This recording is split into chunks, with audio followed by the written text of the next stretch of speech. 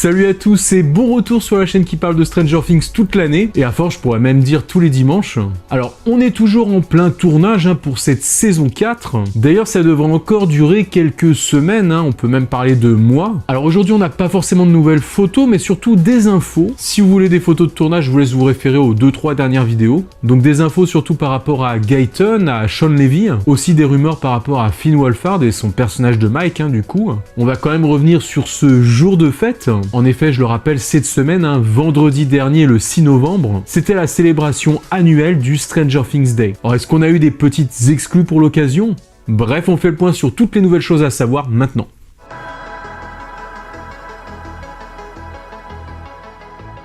Bien évidemment, on commence avec l'événement pour tout bon fan de Stranger Things, le Stranger Things Day, ce jour de célébration de la série qui se déroule depuis 2018, chaque année le 6 novembre, ce qui correspond à la date de disparition de Will dans la première saison, donc du moment où tout a commencé. Et est-ce qu'on a été gâté cette année? Clairement oui. Pour cette fête, c'est surtout aux fans de se manifester sur les réseaux sociaux, avec des créations, des cosplays, toutes sortes de choses, pour rendre hommage à leur série préférée à un moment de communion. Par exemple, cette année, on avait entre autres cette création de vidéo, se servant de compte Twitter attribué aux personnages, sur fond de musique Never Ending, version Dustin et Suzy, et avec les paroles en description de chaque personnage, une sorte de petit karaoké.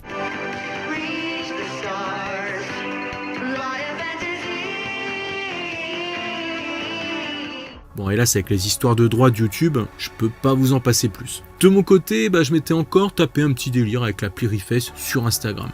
Bien sûr, les acteurs aussi se sont manifestés pour marquer le coup, avec des photos fort sympathiques provenant des tournages des saisons précédentes, des photos qu'on n'avait pas forcément vues. Du côté de Netflix aussi, on a eu pas mal de photos exclusives des anciens tournages, ça fait toujours plaisir. Et ils ont même lâché quelques nouveaux visuels de personnages sous forme de photos Polaroid avec un peu une sorte de flou artistique. Bien sûr, si vous suivez la chaîne, on a déjà vu les looks de ces personnages, mais cette fois c'est officiel. On peut noter quand même au passage que Steve, on l'avait pas vu habillé comme ça.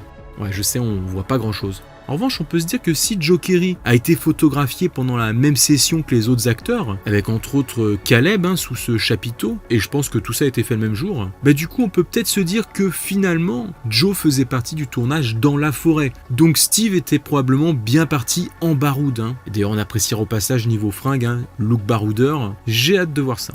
Alors du coup oui, c'est bien beau de voir Steve et les autres, mais toujours pas de Will, Eleven et surtout Mike, qui est censé être à Hawkins pourtant lui. Vous en faites pas, cette semaine encore, on va refaire un petit point à son sujet.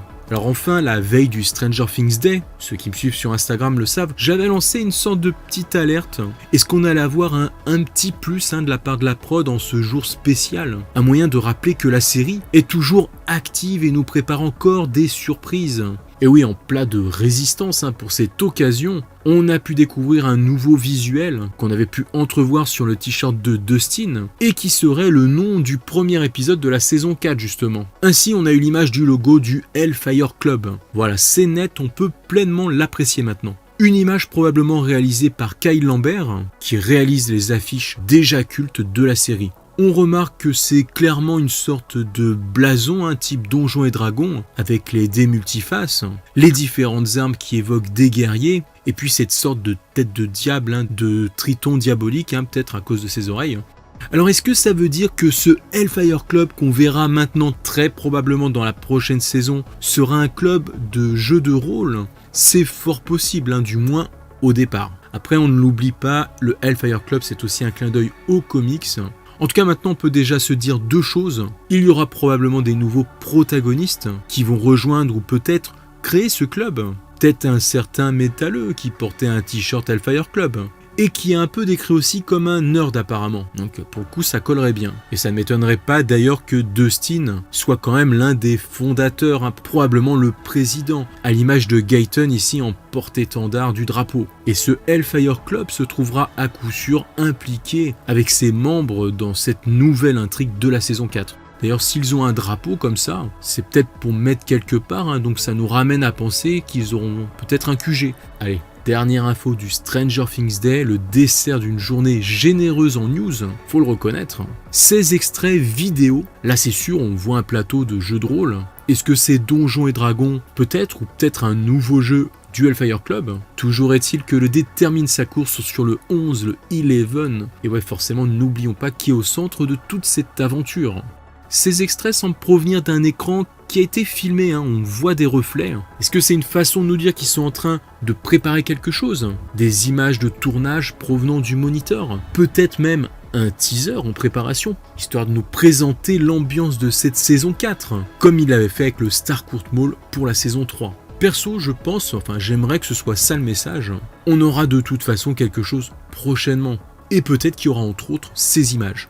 D'ailleurs, est-ce que ces images du plateau de jeu nous révèlent déjà quelque chose? Est-ce qu'on peut y trouver une signification, comme une sorte de foreshadowing, qui viendrait nous raconter, nous annoncer ce qui arrivera dans cette prochaine aventure? Si c'est le cas, c'est peut-être pas très bon signe d'avoir autant de pièces de personnages qui sont tombées. Le plateau de jeu a l'air confus, très désordonné, comme après une bataille qui ne semble avoir épargné personne. Voilà, avant de m'envoler dans des surexplications prématurées, comme toutes ces infos sont très récentes, on va laisser un peu décanter tout ça. Et maintenant d'ailleurs, c'est à vous de me donner votre ressenti en commentaire. S'il y a des choses qui m'ont échappé dans le tas, c'est fort possible. Vous en faites pas, je reviendrai dessus la semaine prochaine. Maintenant, je vous propose de passer au reste des news, parce que oui, on a d'autres choses à voir.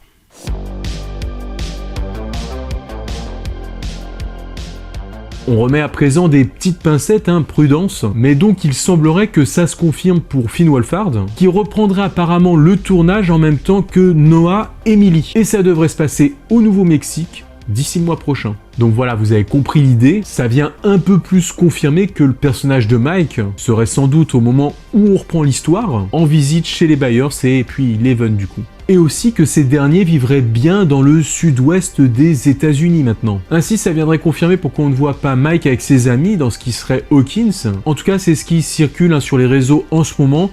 Difficile de trouver des sources fiables quand même par rapport à tout ça, donc attention quand même. Mais voilà, c'est quand même une rumeur qui enfle pas mal, donc c'est normal que je revienne dessus. Et en plus, apparemment, toujours d'après ça, le trio Millie, Noah, Finn aurait pas mal de scènes à tourner ensemble. En tout cas, moi j'ai hâte de voir ça, surtout un peu plus d'interaction entre Eleven et Will, qui pourrait être une fois encore complémentaire pour déceler les manifestations de l'Upside Down, comme on avait pu voir en saison 3, et aussi, comme je disais la dernière fois, où en sera Eleven par rapport à la réappropriation de ses pouvoirs. Du coup, clairement, Mike devrait être là pour la soutenir de près pendant sa convalescence. Voilà, bien sûr, toujours si on en croit les rumeurs. Alors, ça m'étonne qu'on la retrouve direct en pleine possession de ses pouvoirs, mais je vous rassure, ça m'étonne aussi qu'elle les ait perdus définitivement. Elle va forcément les retrouver à un moment ou un autre, mais malgré tout, elle va peut-être aussi un peu se débrouiller sans, et puis ça peut être intéressant de voir ça. À côté de ça, Finn a d'autres occupations actuellement, comme entre autres des podcasts hebdomadaires nommés Lakeluster Video, où il partage sa passion pour le cinéma avec un de ses amis. Et comme me l'expliquait l'un d'entre vous, à un moment il a été malade pendant les semaines passées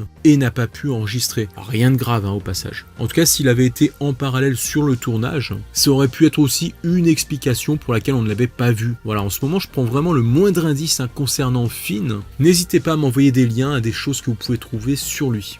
Voilà, on attend de voir s'il va réapparaître au Nouveau-Mexique, en espérant bien sûr qu'on ait quand même quelques petites images. On revient maintenant sur un autre acteur qu'à l'inverse, lui, on a pas mal vu sur les plateaux de tournage. Je pense bien sûr à Gayton. Ainsi, pour Halloween, ce dernier s'est connecté à un événement avec des streamers. Il était leur invité pour jouer à Dead by Daylight avec eux. Et en plus, sur le DLC spécial Stranger Things, tant qu'à y être. L'occasion pour l'acteur de s'amuser, de se détendre un peu. Et une fois qu'il aura un peu baissé sa garde, on aurait pu se dire qu'il aurait peut-être pu faire quelques révélations sur le tournage. Bon, alors bien évidemment, le jeune acteur a tenu sa langue. C'est pas David Harbour non plus. Bam, le petit tacle, mais bon, le tacle de l'amour. Bref, quand même, Gayton a fait quelques petites mises au point quant au cheminement de la production, notamment la chronologie selon laquelle étaient tournés ces épisodes. Et ainsi, il explique qu'il ne filme pas par ordre chronologique des épisodes, justement. Donc, ce qui veut dire qu'au stade où ils en sont actuels, ils peuvent déjà filmer des choses qui ne seront qu'en fin de saison. Gayton explique d'ailleurs qu'il a déjà filmé quelque chose qui ne servira qu'en épisode 8. Ce qui n'est peut-être pas forcément la façon de faire habituelle des frères Duffer. En général, c'est plus linéaire. Même si bien sûr, on peut se douter que s'ils ont plusieurs scènes à des moments dans le même lieu, ils vont sûrement toutes les tourner en une seule fois pour des questions de budget. Donc voilà, bien sûr, il faut sûrement donner un très grand crédit à ce que dit Gayton. Il est sûrement très bien placé pour savoir de quoi il parle. Mais d'un autre côté aussi, comme il a pu se rendre compte à quel point le tournage était surveillé par les fans, il est peut-être possible qu'il en ait aussi profité pour brouiller les pistes par rapport rapport à ce qu'on a pu voir déjà. Voilà, quoi qu'il en soit, ce live avec Gaëtan était plutôt sympa, bien qu'on ne l'ait pas vraiment vu jouer, hein, vu qu'il avait des problèmes de connexion, et que parfois, quand il parlait de certaines choses, il se faisait un petit peu interrompre par les streamers qui étaient à fond dans leur truc et qui se mettaient à hurler. Up this portal before the final heal. Yeah. Go, go. So Gabby asked Oh, if, God, where's that? our rep from Oh, I Dead didn't by know that was Daylight your last talk. Damn. told her the game before being invited. Shit, we should have done that God. first. Maybe not a good time to talk. Voilà, j'ai trouvé ça un peu dommage et en voyant les commentaires sous la vidéo, je me suis quand même rendu compte que la critique revenait pas mal, hein, ça se voyait. C'était pas juste mon ressenti perso. Donc peut-être un petit peu de manque de considération pour cet invité qu'ils avaient. Perso, je recevrais Gaëtan, dès qu'il se mettrait à parler, je l'écouterais religieusement. Et j'essaierais de lui tirer les verres du nez aussi. Bref, on a aussi Sean Levy qui s'est exprimé sur Collider cette semaine. Le troisième homme de la bande de showrunners est revenu sur ce long arrêt qu'on avait eu du tournage, un arrêt qui a quasiment duré 6 mois quand même. Et il est venu aussi affirmer, comme d'autres avant lui, qu'en termes de qualité, cette interruption allait être bénéfique pour la saison 4 de Stranger Things, car ça avait permis d'améliorer au maximum chaque petit détail du script. Selon lui, celle-là, ce serait la meilleure saison. Donc voilà, il n'est pas le premier à avoir ce discours élogieux, et puis nous, on a bien envie de le croire. De mémoire, il me semble qu'il y avait Natalia d'ailleurs qui avait expliqué la même chose, puis on avait eu aussi Joe Kerry qui en avait parlé, et puis même les frères Duffer d'ailleurs. Donc un discours qu'on commence un peu à avoir l'habitude d'entendre. D'ailleurs, peut-être que bientôt on pourra découvrir des images de Sean Levy sur le tournage, vu que comme d'habitude, il devrait se voir attribuer la réalisation de 2 épisodes, en général l'épisode 3 et l'épisode 4. En tout cas, voilà où on en est pour le moment, et on continue à suivre tout ça de près.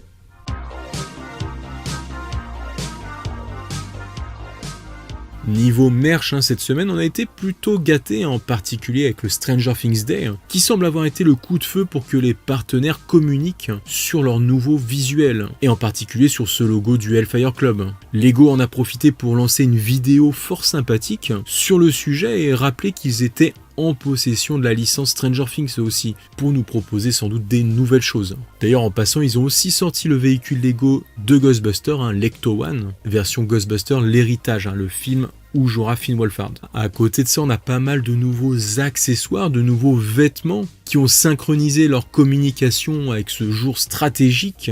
Voilà, ici une veste encore avec le blaze Hellfire Club. Bref, plein d'autres choses qui arrivent encore. Si vous voulez, je pourrais même faire une vidéo qui serait consacrée à tout ça, à tout ce qui est merchandising. Et comme ça me permettrait de revenir sur les comics en même temps. Et ouais, en tout cas, il y a vraiment beaucoup de choses. Je continue ma collecte d'infos et je vous tiendrai au courant. Pour terminer quand même, sachez qu'il existe une radio Hawkins sur dashradio.com. Voilà, si vous voulez vous ambiancer façon 80s, je vous laisserai le lien en description. Et voilà, c'est tout pour le moment, mais on se retrouve très vite pour continuer cette actualité à propos de Stranger Things. On termine comme d'hab avec vos collections que vous pouvez continuer à m'envoyer sur Instagram. Prenez soin de vous et de vos proches. Ciao les amis.